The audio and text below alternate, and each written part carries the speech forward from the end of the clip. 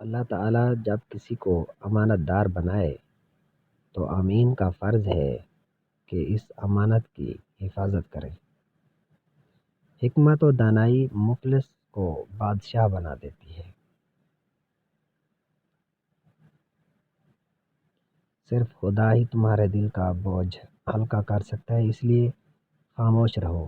خاموشی میں آپ کی بھلائی ہے۔ جو عشق رنگ و روپ کو دیکھ کر کی جائے اسے عشق نہیں بلکہ فسق کہتے ہیں۔ درویشوں کے علاوہ دنیا کے باقی لوگ بچوں کے مانند ہیں جو دنیا کے کھیل میں مگن ہیں۔ یاد رکھیں، مقدس اور پاک مقام میں داخل ہونے کا راستہ آپ کے اندر ہے۔ دل سیاہ ہو تو داڑھی کے سفید بالوں کی کیا وقت۔ دانائی کا تعلق بالوں کی سفیدی سے نہیں، عقل اور تجربے سے ہے۔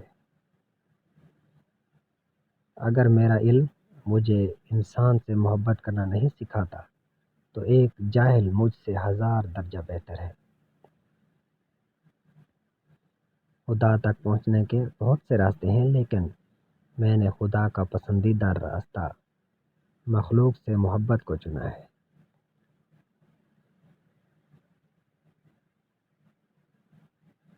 بیدار کر دینے والا غم غافل کر دینے والی خوشی سے بہتر ہے۔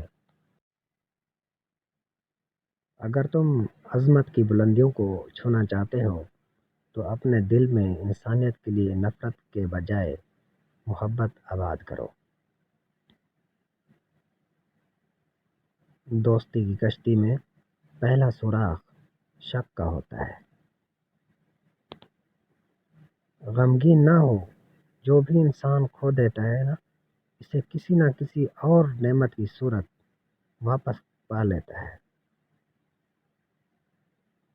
انسان تب ہی اللہ کی طرف رجوع کرتا ہے جب وہ دنیا میں اپنا ہر ہنر آزماتا ہے۔ غم سے خالی ہو جاؤ، اس کے بارے میں سوچو جس نے خیال کی تخلیق کی ہے۔ جب انسان کی آنکھوں سے ندامت کے آنسو بہتے ہیں تو اس پر رب کی رحمت برستی ہے۔ تمہاری روح کے لیے اس سے بڑھ کر کوئی مرد نہیں کہ تم خود کو کامل سمجھنے لگو۔